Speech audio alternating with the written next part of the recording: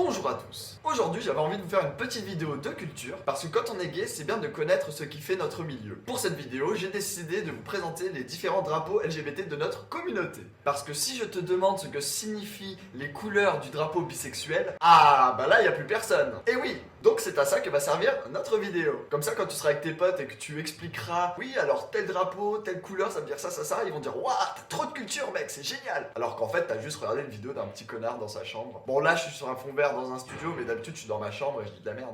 Bon on s'en fout. Allez, je tiens juste à préciser qu'il existe une bonne vingtaine de drapeaux différents dans le milieu LGBT et LGBT+, LGBTQ. Je vous ai donc fait une sélection des drapeaux les plus utilisés et les plus connus. Donc ne soyez pas vexés si jamais vous voyez pas le drapeau en rapport avec votre communauté. Mais personne n'a envie de voir une vidéo qui dure 1 heure pour parler des drapeaux. Enfin moi perso si je tombe sur une vidéo comme ça, il y a très peu de chances que je la regarde. Intro.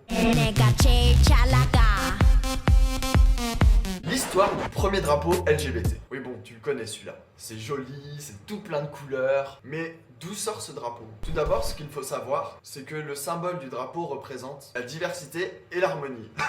Ce qui correspond très bien avec le milieu LGBT, car notre communauté est basée sur l'acceptation et la tolérance. Le drapeau en question a été réalisé par l'artiste Gilbert Baker pour la Gay and Lesbian Freedom Day de San Francisco le 25 juin 1978, qui est en fait l'appellation de la Gay Pride dans cette ville, quand le nom n'était pas encore défini comme maintenant. Paraît-il que l'inspiration de ce drapeau vient du film Le Magicien d'Oz, à cause de la chanson Over the Rainbow.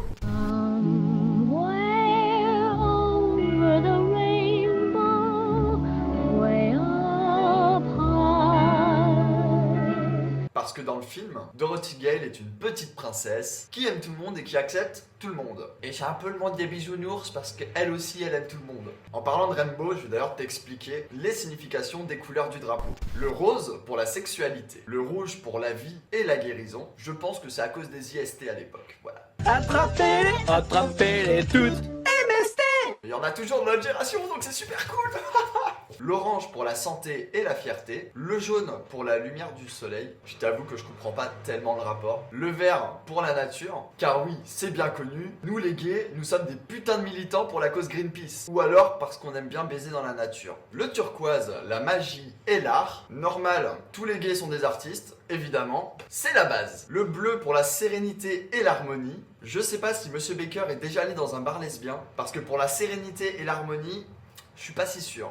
Désolé, pas désolé les lesbiennes. Et le violet pour l'esprit. Je pense que vous l'aurez compris, les significations des couleurs sont assez loin de notre génération actuelle. Parce que bon, la nature, quand tu vis dans 15 mètres carrés à Paris, je suis pas trop dans son délire à Monsieur Baker. À savoir qu'au final, la couleur rose a été enlevée, car il était impossible de la créer industriellement dans les usines à textiles de l'époque. Et ils ont aussi viré le turquoise par la même occasion pour garder un nombre pair dans le drapeau. Plusieurs drapeaux ont ensuite dérivé de celui-là pour représenter presque chacune des communautés LGBT. Et c'était pas très compliqué pour les designers.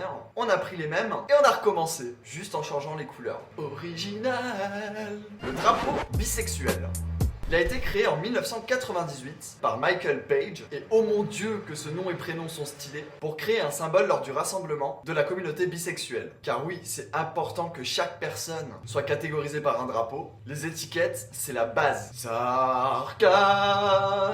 Enfin, t'as vu, mais j'ai la gorge, elle a bien tremblé et tout là. L'artiste s'est inspiré du drapeau arc-en-ciel, un peu comme tous les drapeaux, j'ai envie de dire. À quoi ça sert d'être original et de se démarquer quand tu peux faire pareil que les autres, juste en changeant les couleurs? L'explication du drapeau est la suivante. Le magenta représente l'attirance envers une personne du même sexe. Le bleu royal représente l'attirance pour le sexe opposé. La couleur lavande représente l'attirance envers les deux sexes, en incluant bien évidemment les personnes non binaires. Et puis voilà.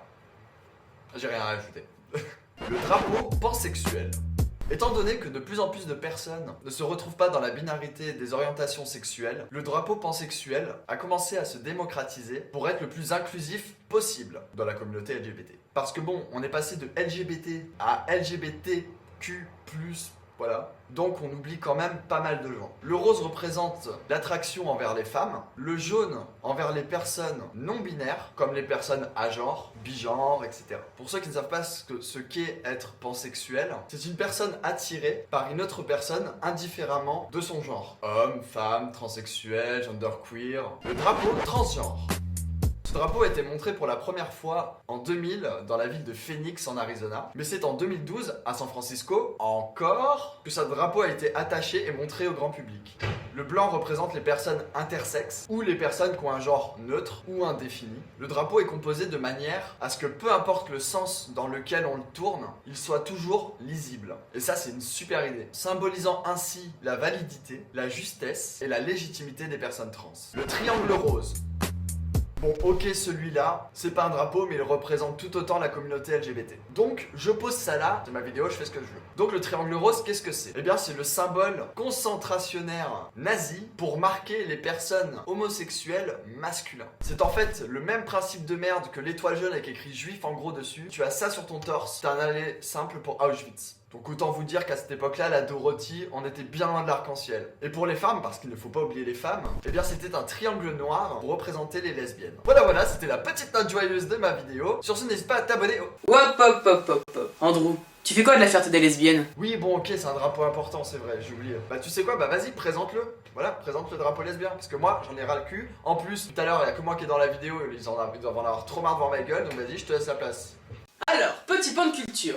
Le drapeau lesbien tient son origine du terme lipstick lesbienne et commence à voir le jour dans les années 1980 aux États-Unis. Le terme lipstick lesbienne a été créé en 1982 par Priscilla Rhodes dans le journal gay The Sentinel. Au cours de l'histoire, le terme a été réapproprié et définit maintenant la fierté lesbienne. Concernant les couleurs de ce drapeau, les lipsticks lesbiennes se sont emparés du drapeau gay et l'ont plutôt agencé en nuances de rose. Voilà.